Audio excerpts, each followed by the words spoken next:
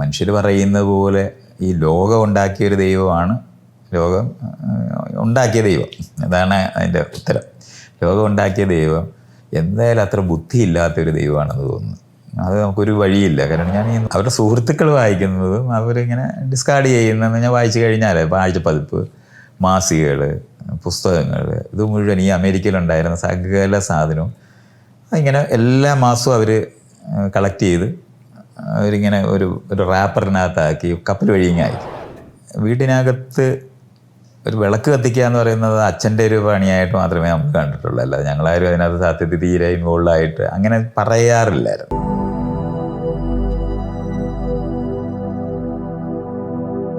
ഒമ്പതാം ക്ലാസ്സിലെ അധ്യാപകൻ ഒരു ദിവസം ഈ ദൈവം ഉണ്ടോ ഇല്ലയോ എന്നിങ്ങനെ ചോദിച്ച് അടുത്ത ആഴ്ച ഇതിനെപ്പറ്റി ആലോചിച്ച് പറയണം എന്ന് പറഞ്ഞ് ഞങ്ങൾക്കൊരു ക്ലാസ് റൂം, ഈ എല്ലാവരും എല്ലാ കാര്യങ്ങളെപ്പറ്റി ആലോചിച്ചോ അല്ലെങ്കിൽ അഭിനയിച്ചു പറയുക, അങ്ങനത്തെ ഒരു പീരീഡ് ഉണ്ട്.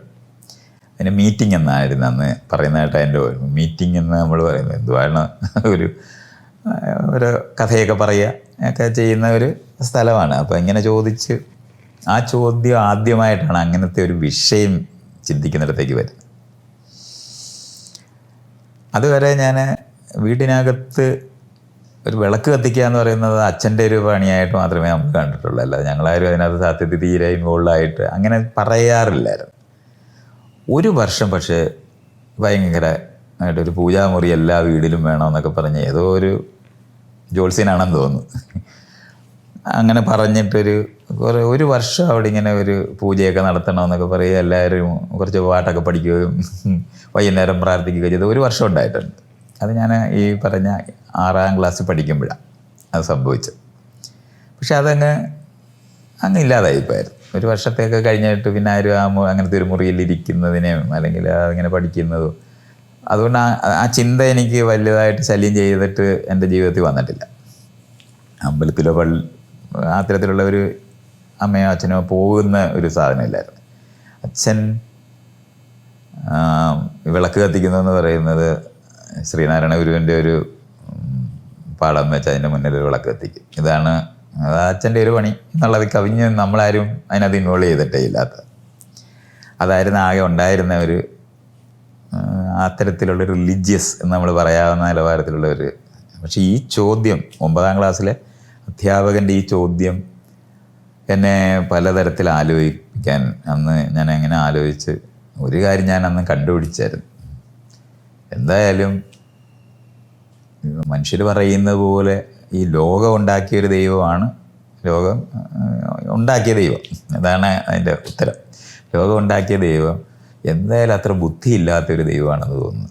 അത് നമുക്കൊരു വഴിയില്ല. കാരണം ഞാൻ ഈ നോക്കുമ്പോൾ ഈ കൊതുകിനെ ഉണ്ടാക്കിയത് എന്തിനാണെന്ന് അതിന് ഒരു ലോജിക്ക് കിട്ടുന്നില്ല. നമ്മുടെ കാര്യമൊക്കെ നമ്മളെ പറ്റിയൊക്കെ ആലോചിക്കുമ്പോൾ പല കാര്യങ്ങളൊക്കെ നമുക്ക് ചെയ്ത് കിട്ടിയതൊക്കെ കൊള്ളാം എന്നൊക്കെ ആലോചിക്കുമ്പോൾ, പക്ഷേ ഈ കൊതുകിനെ എന്തിനാണ് ഈ ഉണ്ടാക്കിയത് എന്ന് ആലോചിച്ചിട്ട് അപ്പോൾ എനിക്ക് മനസ്സിലായി, നന്നായിട്ട് ഇത് ചെയ്തിട്ടില്ല. ലോകത്തിനെ പറ്റി ഇങ്ങനെ ആലോചിച്ച നന്നായിട്ട് ചെയ്തിട്ടില്ല. ഒത്തിരി കുഴപ്പങ്ങളുള്ള ഒരു ലോകമാണ് ഉണ്ടാക്കിയിട്ടുള്ളത്. നമ്മൾക്ക് ആലോചിച്ച് നോക്കിയാൽ ഒന്നിനെ തിന്ന് ജീവിക്കേണ്ടി വരിക, കൊല്ലുന്നത്, ഇങ്ങനെ നമ്മൾ ആലോചിച്ചാൽ ചൊവ്വ നേരെ ചെയ്തിട്ടില്ല എന്നുള്ളത് ചടയെന്ന് അങ്ങ് മനസ്സിലായിപ്പോൾ. അപ്പോൾ അങ്ങനെ അങ്ങ് മനസ്സിലായത് കാരണം കൊണ്ട് മനുഷ്യർ പറയുന്ന ഒരു ദൈവം എന്തായാലും ഇല്ല, ഉള്ള ദൈവം കൊള്ളാത്ത ദൈവം, ഇങ്ങനെയായിരുന്നു അത് എൻ്റെ അസോസിയേഷൻ. അപ്പോൾ ഇത് ഞാൻ ഈ പിറ്റേ ആഴ്ചയിൽ പറയണമെന്ന് പറഞ്ഞ ദിവസം ഞാൻ ഇങ്ങനെ പറഞ്ഞു. അപ്പോൾ അധ്യാപകൻ ഇങ്ങനെ കുറേ നേരം കേട്ടോണ്ടിരുന്നിട്ട് പറഞ്ഞു, കൊള്ളാം, നല്ല ചിന്തയാണ്, നന്നായിട്ട് ചിന്തിക്കണം കേട്ടോ എന്ന് പറഞ്ഞു. ഇത്രയാണ് നമുക്ക് കിട്ടിയൊരു കോംപ്ലിമെൻറ്റ്. അന്ന് തൊട്ട് ഞാൻ ഇങ്ങനെ ഈ ആളുകൾ ഇതുപോലുള്ള വിഷയങ്ങളൊക്കെ പറയുമ്പോൾ ഞാൻ അതൊക്കെ വായിച്ച് നോക്കുക. അപ്പോൾ നമ്മൾ ബൈബിൾ വായിച്ചും ഖുറാനും ഒക്കെ ഇങ്ങനെ ട്രാൻസ്ലേറ്റ് ചെയ്ത് കിട്ടിയ സാധനമാണ്. ഇംഗ്ലീഷിലായിരുന്നു ബൈബിളൊക്കെ കണ്ടിട്ടുള്ളത്. അതിന് ഞാൻ ഈ മലയാളത്തിൽ അന്ന് ബൈബിൾ കണ്ടിട്ടില്ല. പിൽക്കാലത്താണത് ഇങ്ങനെ മലയാളത്തിൽ ട്രാൻസ്ലേറ്റ് ചെയ്ത് വായിക്കും. അതുപോലെ തന്നെ ഖുറാനും ട്രാൻസ്ലേറ്റ് ചെയ്താണ് ആദ്യമായിട്ട് കാണുന്നത്. അപ്പോൾ അങ്ങനത്തെയൊക്കെ അത് പിന്നെ ഈ ഇന്ത്യൻ പുരാണങ്ങളൊക്കെ അതിനകത്തെല്ലാം ഇങ്ങനെ കൊള്ളാത്ത ദൈവം, കാരണം ആളുകളെ കൊല്ലാൻ വേണ്ടി ഉണ്ടായിട്ടുള്ള ദൈവങ്ങളല്ലേ ഉള്ളത്. അവതാരങ്ങളെന്ന് പറഞ്ഞാൽ ആരെങ്കിലും കൊല്ലാൻ വേണ്ടിയാണ് അവതരിച്ചിട്ടുള്ളത് മുഴുവൻ. അപ്പോൾ അത് അന്നത്തെ യുക്തിക്കകത്ത് നമ്മൾ നോക്കുകയാണെങ്കിൽ വളരെ ക്രൂവലായ ആളുകളായിട്ടാണ് ദൈവത്തിനെയൊക്കെ നമുക്ക് കാണാൻ പറ്റത്തുള്ളൂ. നമ്മൾ പ്രാർത്ഥിച്ചാലും നമ്മൾ ഇണക്കിയെടുക്കുന്ന ഈ പാർട്ടി മറ്റുള്ളവരെ കൊല്ലാനും തിന്നാനും ഒക്കെ ആയിട്ടിരിക്കുന്നതായിട്ടാണ് സകലത്തിനകത്തും കാണുന്നത്. അപ്പോൾ അതൊക്കെ നമുക്ക് ഈ പറയുന്ന പോലെ ഒരു അന്യതയാണ് ഉണ്ടാക്കിയിട്ടുള്ളതും.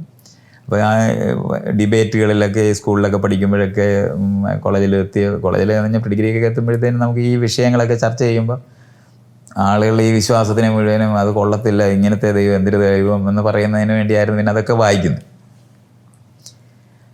ഈ തരത്തിലുള്ള ആലോചനയാണ് ആ 9ാം ക്ലാസ്സിൽ കിട്ടിയിട്ടുള്ള ഒരു ബ്രേക്ക് എന്നുള്ള നിലവാരത്തിൽ ഉണ്ടായത്. മറ്റൊന്ന് ഞാൻ ഇതുപോലെ തന്നെ ആലോചിക്കുമ്പോൾ എനിക്ക് ഏറ്റവും കൂടുതൽ എന്നെ സ്വാധീനിച്ച, എൻ്റെ ചിന്തകൾ മാറ്റിയത്, എൻ്റെ അമ്മയ്ക്കൊരു പെൻ ഫ്രണ്ട് ഉണ്ടായിരുന്നു. അന്ന് പെൻ ഫ്രണ്ട് എന്ന് പറഞ്ഞാൽ അന്ന് എഴുത്തുകളിലൂടെ പരസ്പരം അറിയുന്ന അന്യരാജ്യത്തുള്ള ആൾക്കാരുമായിട്ട് സൗഹൃദം ഉണ്ടാക്കുന്ന. അപ്പോൾ ഇലിസ്ട്രേറ്റഡ് വീക്കിലി എന്ന് പറഞ്ഞിട്ട് ബോംബെയിൽ നിന്ന് പ്രസിദ്ധീകരിക്കുന്ന ഒരു മാസികയുണ്ട്. അതിനകത്ത് ഇങ്ങനെ അഡ്രസ്സുകൾ വരും. നമ്മളിങ്ങനെ if you are seeking friends outside India, ഒരു ലിസ്റ്റ് അവർക്ക് ഇങ്ങനെ വരും, കുറേ അഡ്രസ്സുകൾ വരും.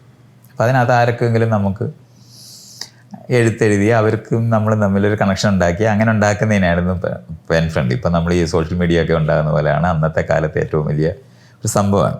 അപ്പോൾ അമ്മയ്ക്കൊരു പെൻ ഫ്രണ്ട് ഉണ്ട്, എനിക്കൊരു പെൻ ഫ്രണ്ട് ഉണ്ട്. ഞാൻ വളരെ ചെറുതായിരുന്നെങ്കിലും എനിക്കും ഉണ്ടായിരുന്നു. നിങ്ങളില്ലായിരുന്നു എനിക്കും ഉണ്ടായിരുന്ന പെൻ ഫ്രണ്ട്. പക്ഷെ അമ്മയ്ക്കുണ്ടായ പെൻ ഫ്രണ്ട് ഞങ്ങളുടെ എല്ലാവരുടെയും അവരുടെ പേര് തെൽമ ബ്രാക്ക്മാൻ എന്നായിരുന്നു. അവർക്ക് മക്കളില്ലായിരുന്നു. അപ്പം ഞങ്ങളൊരു 6 പേരുള്ളത് കാരണം കൊണ്ട് അവർ സത്യത്തിൽ ഞങ്ങളെ അമ്മയുടെ മക്കളെല്ലാം അവരുടെ മക്കളായിട്ട് കാണുന്ന പോലെ ആയിരുന്നു അവർ.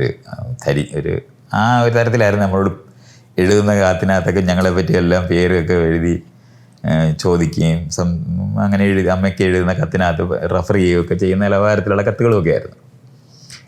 മാത്രമല്ല അവർ ഏറ്റവും കൂടുതൽ ഒരു വലിയ കാര്യം ചെയ്തു എന്ന് നമുക്ക് പറയാൻ പറ്റുന്നത്, അവർ വായിച്ച മാസികകളും പുസ്തകങ്ങളും കപ്പലിനകത്ത് കയറ്റി അയക്കും.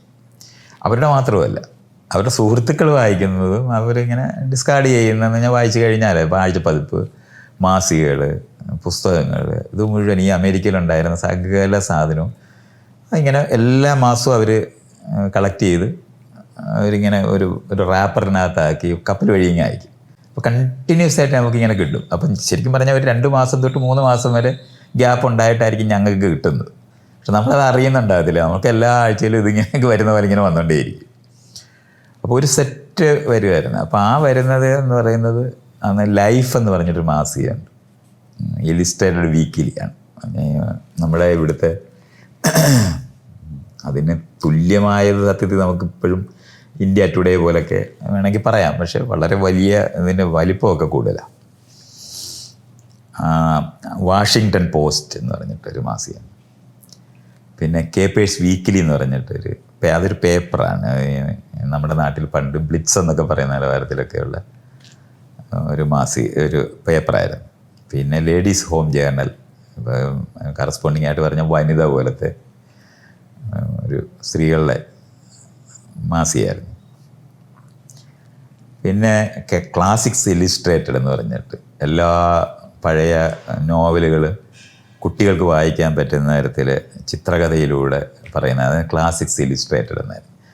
അതിങ്ങനെ വരുമായിരുന്നു. പിന്നെ കോമിക്സ്, ശരിക്കും പറഞ്ഞാൽ ആദ്യത്തെ കോമിക്സ് മുഴുവനും ഈ അമേരിക്കൻ കോമിക്സ് തുടങ്ങിയ അതൊക്കെ ഇങ്ങനെ ഉണ്ടായ കാലത്ത് തൊട്ടുള്ളതെല്ലാം കിട്ടുമായിരുന്നു.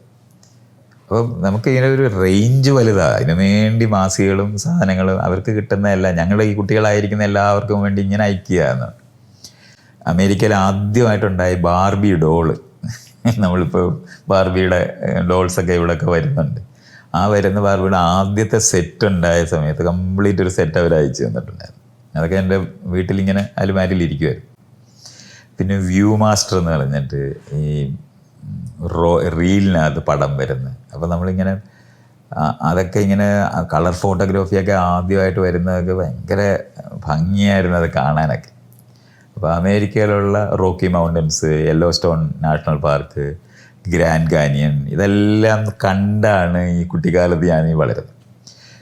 ഒപ്പം തന്നെ അമേരിക്കൻ റീഡേഴ്സ് ഡൈജസ്റ്റ് വരുമായിരുന്നു. ഇന്ത്യയിൽ വരുന്ന റീഡേഴ്സ് ഡൈജസ്റ്റും അല്ല, അമേരിക്കൻ റീഡേഴ്സ് ഡൈജസ്റ്റ് വരും. പിന്നെ ഏറ്റവും കൂടുതൽ ഇൻഫ്ലുവൻസ് ചെയ്തത് ഈ നാഷണൽ ജോഗ്രഫിക്കലായിരുന്നു. അതാ ഒരു 58 തൊട്ട് എനിക്ക് അന്ന് 5 വയസ്സൊക്കെ ആകണത്തുള്ളൂ. നമ്മൾ ആ മാസികയൊക്കെ ഇങ്ങനെ കണ്ടാണ് വളരുന്നത്. അപ്പം ഇത് എൻ്റെ ഞാനീ വളരുന്നത് വളരെ കുഗ്രാമം എന്ന് പറയുന്ന, ഞാൻ 10ാം ക്ലാസ്സിൽ അച്ഛൻ്റെ വീട്ടിൽ താമസിക്കുന്ന സമയത്ത് കറണ്ടില്ല അവിടെ. നമ്മൾ പെട്രോമാക്സും അതേപോലെ തന്നെ റാന്തലും പിന്നെ മണവിളക്കും ഇതൊക്കെ ഉപയോഗിച്ചിട്ടായിരുന്നു അന്ന് അവിടെ വായിക്കുകയും പഠിക്കുകയൊക്കെ ചെയ്തിരുന്നത്. ആ സ്ഥലത്താണ് ഈ മാസികകളൊക്കെ കിട്ടുന്നതെന്ന് പറയണം. അപ്പോൾ വളരെ കുഗ്രാമം, നിറച്ച് കൊതുകുള്ള, ഈ തൊണ്ട് തല്ലി കയറ് വിരിക്കുന്ന അന്തരീക്ഷത്തിനകത്താണ് ഞാൻ ജീവിക്കുന്നത്. പക്ഷേ ഈ വായിക്കുന്നത് മുഴുവനും അമേരിക്കൻ മാഗസിൻസ് ആയിരുന്നു. അപ്പോൾ ഒരു ആന്തരിക ലോകം വേറെ ഒന്നാകാനായിട്ട് എന്നെ സഹായിച്ചിട്ടുണ്ടത് ഉണ്ടെന്ന് ഞാൻ പിന്നിപ്പോൾ തിരിച്ചു നോക്കുമ്പോൾ കാണുന്നതാണത്. അന്ന് അങ്ങനെയൊന്നും അറിഞ്ഞൂടാ, നമ്മളിതൊക്കെ ഇങ്ങനെ വായിക്കുക, അതിനകത്തുള്ള. അപ്പോൾ അന്നത്തെ സ്റ്റാമ്പ് കളക്ട് ചെയ്യുമ്പോൾ എനിക്ക് ഈ അമേരിക്കൻ സ്റ്റാമ്പുകൾ കിട്ടും. അപ്പോൾ മറ്റുള്ളവർക്ക് ആർക്കും അത് ഇല്ല. അപ്പോൾ എനിക്ക് ഭയങ്കര ഗമയായിട്ടൊക്കെ സ്കൂളിലൊക്കെ നടക്കാൻ പറ്റുമായിരുന്നു ഈ അമേരിക്കൻ. അപ്പോൾ കുറച്ച് പേര് പേർഷ്യയിലൊക്കെ പോയി തുടങ്ങുന്ന കാലമാണ്. പേർഷ്യ അന്ന് നമ്മൾ ഗൾഫ് എന്നുള്ള വാക്കല്ല ഉപയോഗിക്കുന്നത്. പേർഷ്യ പോകുന്നവർ, അതിനു മുമ്പ് കൊളംബോയിലും മലേഷ്യയിലും പോകുന്നവരായിരുന്നുണ്ടായിരുന്നു. അപ്പോൾ അങ്ങനെ പോകുന്ന ആൾക്കാരൊക്കെ കൊണ്ടുവരുന്ന സ്റ്റാമ്പ് പോലല്ല. എൻ്റെ സ്റ്റാമ്പ് എന്ന് പറയുന്നത് അമേരിക്കയിലെ സ്റ്റാമ്പ്. അത് സാധാരണ രീതിയിൽ അന്ന് ആളുകൾ അമേരിക്കയിലോട്ട് പോകുന്നില്ലായിരുന്നു. കുറച്ച് പേര് പോകുന്നത് തന്നെ യൂറോപ്പിലോട്ടായിരുന്നു പോകുന്നത്. അതിന് ശേഷമാണ് നമുക്ക് ഈ പേർഷ്യയിൽ പോകുന്നതിൻ്റെ ഒരു ആദ്യത്തെ ഇത് കഴിഞ്ഞതിന് ശേഷമാണ് ഈ ഗൾഫ് എന്ന് പറയുന്ന സ്ഥലമൊക്കെ അങ്ങനെ അങ്ങോട്ട് മാറുന്നത്. അതൊക്കെ എനിക്കൊരു 25 വയസ്സൊക്കെ ആയതിനു ശേഷമാണ് ആ ഗൾഫ് ലോകങ്ങളൊക്കെ ഉണ്ടാകുന്നത്. അതിനു മുമ്പ് വളരെ കുറച്ച് ആൾക്കാർ മാത്രം പോകുന്നത്. അതൊരു കൂടുതൽ പേര് മലേഷ്യ എന്ന് പറയുന്ന സ്ഥലത്തായിരുന്നു. പിന്നെ ശ്രീലങ്കയിലെ കൊളംബോ പോകുന്ന എന്ന് പറയുന്ന, അന്ന് ശ്രീലങ്കയില്ല, സിലോണായിരുന്നു. അപ്പം സിലോണിൽ പോകുന്നതെന്നായിരുന്നു പറയും. അപ്പോൾ അവിടെ പോയി ഒക്കെ ജോലി ചെയ്ത് വരുന്നവരും ഒക്കെ ആയിരുന്നു ഉണ്ടായിരുന്നത്. ബർമ്മ പോകുന്നത്, ഇന്ന് നമ്മൾ മയാൻമാർ എന്ന് പറയുന്ന സാധനമാണ്, ഞങ്ങൾ ബർമ്മ എന്നായിരുന്നു നമുക്കറിയാവുന്നത്. അപ്പം ബർമ്മയിൽ പോകുന്ന കുറേ പേരുണ്ടായിരുന്നു. അപ്പം ഇങ്ങനത്തെ അവരെല്ലാവരും കൊണ്ടുവരുന്ന സ്റ്റാമ്പിനേക്കാളും ദൂരെയുള്ളതും കാണാൻ ഭയങ്കര ഭംഗിയൊക്കെയുള്ള സ്റ്റാമ്പായിരുന്നു എൻ്റെ കയ്യിലുള്ളത്. അപ്പോൾ എനിക്ക് എക്സ്ചേഞ്ച് ചെയ്യാനൊക്കെ എൻ്റെ ഒരു സ്റ്റാമ്പിന് 3-4 സ്റ്റാമ്പ് എനിക്ക് തിരിച്ചു തരണമായിരുന്നു. അത്രയും വിലയുള്ള സ്റ്റാമ്പായിട്ട്. പിന്നെ നമ്മൾക്ക് ഉണ്ടായിരുന്ന തീപ്പെട്ടിയുടെ കവറിലുള്ള പടം, അത് ശേഖരിക്കുക. ഇത് രണ്ടും ഞാനിപ്പോഴും ഓർക്കുന്നുണ്ട് ഏറ്റവും കൂടുതൽ. പിന്നെ കുറച്ച് നാണയങ്ങളും ഒക്കെ ഞാനൊക്കെ എന്നാൽ ഈ 3 ഹോബി മിക്കവാറും എല്ലാ കുട്ടികൾക്കും ഉണ്ടാകുമായിരുന്നു. സ്റ്റാമ്പോ അല്ലെന്നുണ്ടെങ്കിൽ ഈ തീപ്പെട്ടി. തീരെ പണമില്ലാത്തവരാണെങ്കിൽ തീപ്പെട്ടിക്കൂടെ എന്തായാലും എല്ലാവരുടെ കയ്യിലും കിട്ടുമല്ലോ. അപ്പം എനിക്കൊക്കെ ഉണ്ടായിരുന്നു. അന്ന് ശിവകാശി എന്നൊക്കെ നേരിട്ട് പുതിയ ഇത് ഇങ്ങോട്ട് അടിച്ചിട്ട് ഒട്ടിക്കാതെ കിട്ടുന്ന ഇതൊക്കെ ഉണ്ടായിരുന്നു. പക്ഷെ ആ ഒട്ടിച്ചാലേ അതിന് വിലയുള്ളൂ. അപ്പോൾ അങ്ങനത്തെ തീപ്പെട്ടിക്കൂടിൻ്റെ കവറ് സൂക്ഷിക്കുക.